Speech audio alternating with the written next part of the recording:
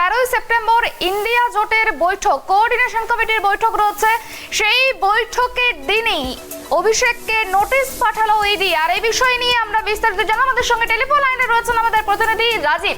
রাজীব, যেটা জানতে চাইবো, প্রধানমন্ত্রী মোদীকে আবারও নিশানা করলেন অভিষেক বন্দ্যোপাধ্যায়, কারণ 13ই সেপ্টেম্বর ইন্ডিয়া জোটের কোঅর্ডিনেশন কমিটির বৈঠক রয়েছে এবং সেখানে অভিষেক বন্দ্যোপাধ্যায়ের উপস্থিত থাকার কথা রয়েছে। আর সেই বৈঠকের দিনেই অভিষেককে নোটিশ পাঠালো ইডি।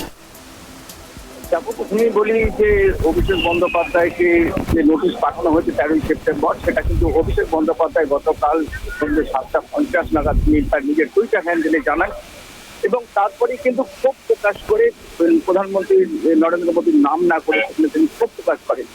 মূলত জানো যে ইন্ডিয়া জোটের যে বৈঠক ইন্ডিয়া হয়েছিল মুম্বাই 31শে আগস্ট এবং 1লা সেপ্টেম্বর, সেখানে একটি কোঅর্ডিনেশন কমিটি তৈরি হয়েছিল, যে কমিটিতে মানে পরবর্তী ক্ষেত্রে কি হবে, কিভাবে বিরোধী জোটগুলো লড়াই করবে এবং আগামী লোকসভা নির্বাচনে তাদের কিভাবে সমস্ত পরিকল্পনা কি হবে, এবং সেই কমিটিতে কিন্তু অভিষেক বন্দ্যোপাধ্যায় ঠাঁই পেয়েছেন এবং 31শে সেপ্টেম্বর সেই বৈঠক হবে দিল্লিতে।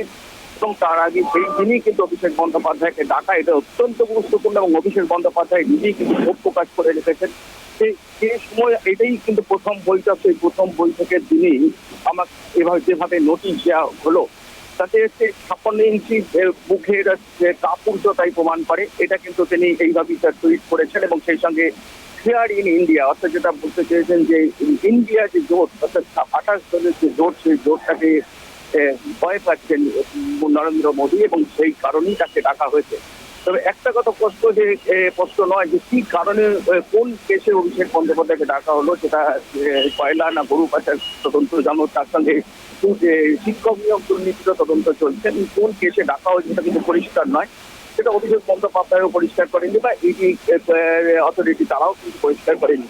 কিন্তু এটা অত্যন্ত একটা গুরুত্বপূর্ণ, যখন দিন ধরে কিন্তু অভিষেক বন্দ্যোপাধ্যায়কে ডাকা হয়নি, যখন কোর্ট বারবার করে কলকাতা হাইকোর্টের জাস্টিস অম্বিকা সিনহা তিনি সিবিআই এবং ইডিকে প্রশ্ন করেছিলেন কেন অভিষেক বন্দ্যোপাধ্যায়কে ডাকা হচ্ছে না শিক্ষক নিয়োগ দুর্নীতির মামলায়, এবং সেই জায়গায় দাঁড়িয়ে কিন্তু ডাকা এমন সময় ডাকা হলো যখন 13ই সেপ্টেম্বর, সেটা অত্যন্ত গুরুত্বপূর্ণ দিন। এবং সেই সময় জানো যে মমতা বন্দ্যোপাধ্যায় তিনিও থাকছেন না, তিনি আগামীকাল ট্রেনের উদ্দেশ্যে রওনা দেবেন এবং 10 দিন তিনি বাইরে বিদেশ সফরে থাকবেন, যেহেতু ওখানে শিল্পপতিদের সঙ্গে কথা বলতে যাচ্ছেন। অর্থাৎ এই দিনটাকে কিন্তু অত্যন্ত গুরুত্বপূর্ণ যে অভিষেককে ডাকা, এবং সেই কারণেই কিন্তু অভিষেকও কটাক্ষ করেছেন প্রধানমন্ত্রী নরেন্দ্র মোদীকে লক্ষ্য করে, যে তাকে এবং যেটা বলতে চেয়েছেন যে তাদের ইন্ডিয়া জোটকে ভয়ে পেয়েই কিন্তু এই ধরনের আচরণ করা হচ্ছে। এবং যেটা মুখ্যমন্ত্রী মমতা বন্দ্যোপাধ্যায়, অভিষেক বন্দ্যোপাধ্যায় বিভিন্ন বিরোধী দলের নেতারা তারা বারবার প্রশ্ন করছেন যে এখানে বিরোধী দলকে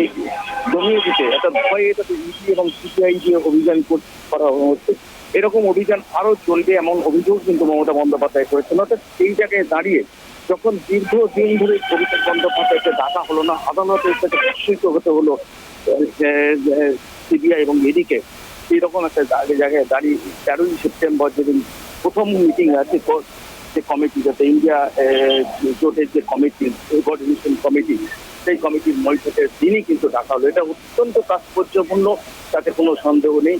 এটা কিন্তু মানে অভিষেক যে বলছেন যে যেটা হ্যাশট্যাগে যেটা টুইটার হ্যাশট্যাগে যেটা লিখেছেন যে ফেয়ার অফ ইন্ডিয়া, অর্থাৎ ইন্ডিয়া জোটের হয়েই কিন্তু কেন্দ্রের এই আচরণ, এটাই তিনিও মনে করছেন এবং অনেক রাজনৈতিক মহলও মনে করছে যে এটাই কিন্তু সত্য, যে অনেকটাই ইন্ডিয়া জোটকে ভয় পেয়েছে বলেই এরকম আচরণ করছে।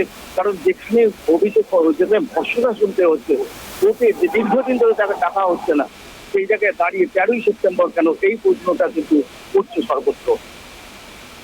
একেবারে অনেক ধন্যবাদ। যে বিষয়টা জানতে পারলাম যে অভিষেক বন্দ্যোপাধ্যায়কে এই যে ইডির নোটিশ, এই নোটিশের কারণ একটাই হতে পারে, ইন্ডিয়া জোটকে ভয় পাচ্ছে বিজেপি, সেই কারণের জন্যই হয়তো এই একই দিনে যেদিন ইন্ডিয়া জোটের কোঅর্ডিনেশন কমিটির বৈঠক রয়েছে 13ই সেপ্টেম্বর, সেদিনই অভিষেককে নোটিশ পাঠিয়েছে ইডি।